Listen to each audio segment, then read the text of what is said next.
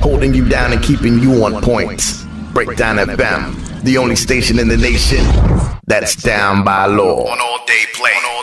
Ladies and gentlemen, we're talking to somebody who I have the privilege of actually growing up on his music.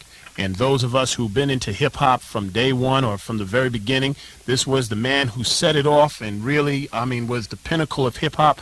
We're talking about Grandmaster Flash. How you doing this morning? Hey, I'm feeling good, man. Feeling real good. It's early in the morning. You hear the cold in my throat, but I'm ready to do this, man. It's a pleasure, and thanks so much, for sorting me out and looking for me, because I really want to, do this with you, man. Appreciate it. Now, for people who aren't familiar, tell us what Flash's legacy in hip-hop is. What were you primarily known as in hip-hop in its very beginnings? As an individual, I was known as the DJ, the mixer, or, as you will.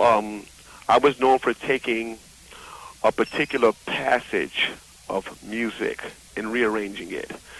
I called it the quick mix theory, which consisted of backspinning, the double back, cutting also, which was later to be known as scratching. I was also known as the first DJ to do acrobatics on a turntable, which was like doing 360 turns, cutting with my elbow, my mouth, and crazy stuff like that.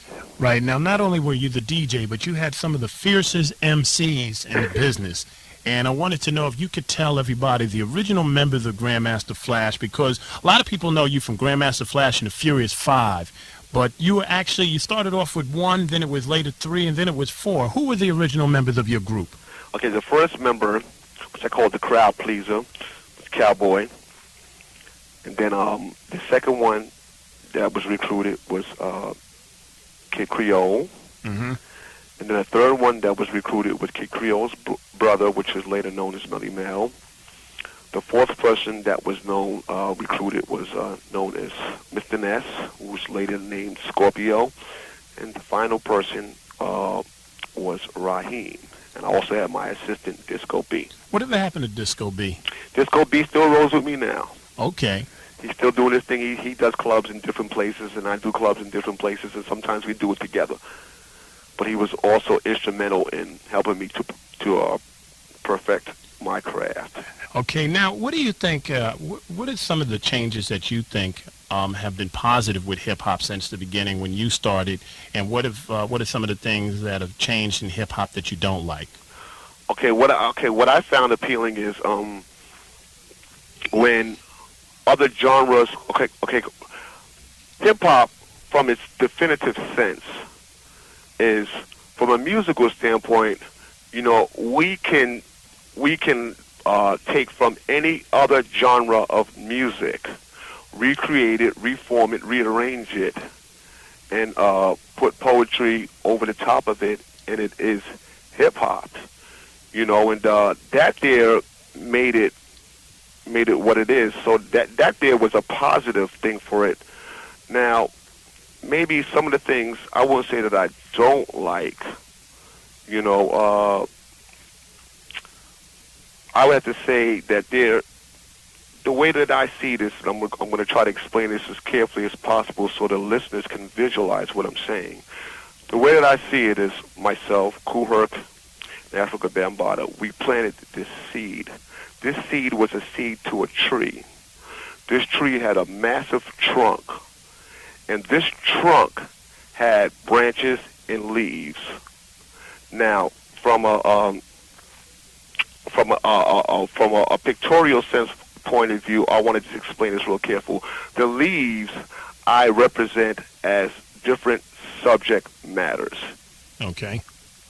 I hope you all are grasping what I'm saying. This big tree and these leaves represented different subject matters that we can do, because if you think about the history of hip-hop, we've had artists that talked about anything from socially significant ideas to something as cool as sneakers, women. It was a time where all the particular subject matters were utilized. Right. But what has happened in the past, Davey, is, I should say, coming towards the present, is that we as hip-hoppers are not fully utilizing this tree.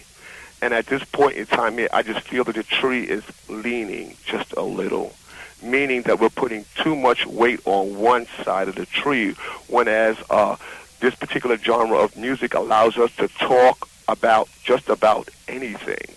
Right. Now, why do you think that has happened? Is it the business of the music business contaminating it? Is it just people not having a perspective, or full perspective of what hip-hop is? What do you think it is? I think the music business plays a part of it because, see, put it this way.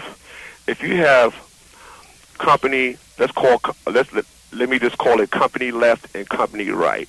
Okay, let's just say the company on the left has an artist that has a hit record. Company on the right would rather come up with a record that sounds like the company that's on the left, as opposed to just allowing the creative flow of the artist to come up with something that would be just as comparable. I mean, because if you think about the 80s, you know, from my era to the 80s, you had anybody from Eric B. Rakim, whose subject matters were totally different from Chuck D, whose subject matters were totally different from an LL, whose subject matters were totally different from a KRS-One. You know, it was just, we were basically bombing the airwaves, and the record companies could not figure out how and why. Right.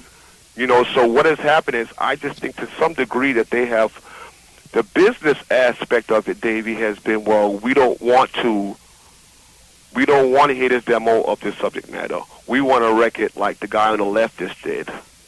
You know, and it has now become real constrained.